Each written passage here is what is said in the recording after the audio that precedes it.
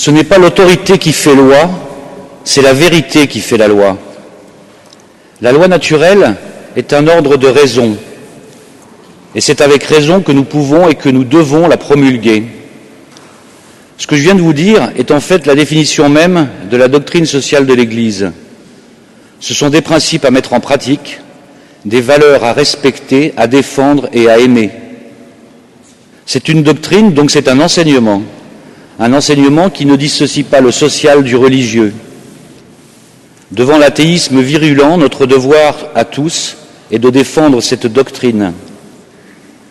Or, comme c'est à nous qu'a été confiée la sauvegarde de la religion et la dispensation de ce qui est du domaine de l'Église, nous taire serait aux yeux de tous négliger notre devoir. Ces paroles sont de Léon XIII dans Rerum Novarum. Voilà pourquoi nous marchons aujourd'hui. L'Église proclame la vérité et dénonce l'erreur. L'Église construit la civilisation de l'amour. C'est le but de la doctrine sociale de l'Église. Quels en sont les fondements ? Le premier, c'est la loi naturelle, comme le déclare Pie XII. Elle est en voie aujourd'hui d'être bafouée. Elle est la raison humaine elle-même. L'ordre naturel est le révélateur de l'amour de Dieu qui attend de nous la réponse à son amour. Notre réponse, c'est le respect de cet ordre en reconnaissant le Créateur qui ordonne tout pour notre bonheur. Voilà pourquoi nous marchons contre un désordre. Pour rappel, quels sont les 5 principes de la doctrine sociale de l'Église ? Le premier, c'est la création. Créer sa propre vie, la construire, créer de la valeur par le travail, nous en demandons son respect. Le deuxième principe, c'est l'homme, la personne, son intelligence, sa capacité à comprendre, à agir avec raison. Nous en demandons son respect. Troisième principe, la responsabilité. C'est la liberté de proclamer la vérité. Nous demandons son respect. Quatrième principe, la solidarité avec la charité, avec les plus faibles, avec les enfants. Nous demandons son respect, que les enfants soient respectés. Cinquième principe et dernier principe, la subsidiarité.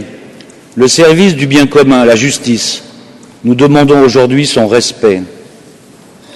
Le principe de solidarité, il s'oppose à tout individualisme.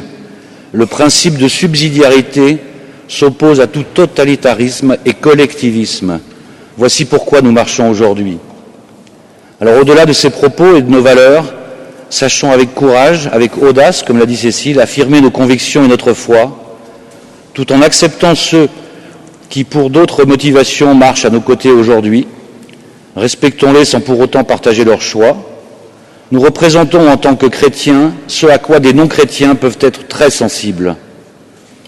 Mais si vous avez donc aujourd'hui l'opportunité de rencontrer des politiques, des évêques, des médias, affirmer haut et fort, avec joie et enthousiasme, les 5 principes de la doctrine sociale de l'Église, les 12 articles de la charte de la famille, fruit du synode et des évêques de Rome, réunis à Rome en 1980, et qui est totalement méconnu et totalement non divulgué. Faites-la connaître, ces 12 articles sont essentiels à promouvoir. Préserver les familles, leurs droits, celui des enfants.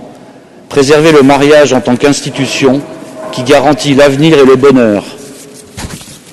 Et en matière de bonheur, nous avons déjà le programme, il nous a été donné, ce sont les béatitudes.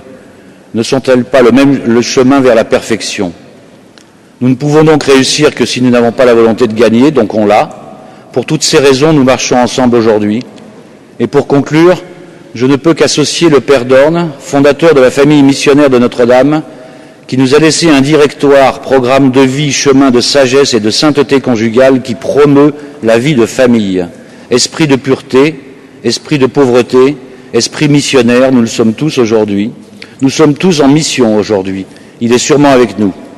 Marchons tous en cordée et en joie. Merci encore à Cécile Adèle de tenir ce flambeau allumé qu'est la marche pour la vie, à laquelle nous nous retrouverons l'année prochaine. Soyons de plus en plus nombreux. Merci.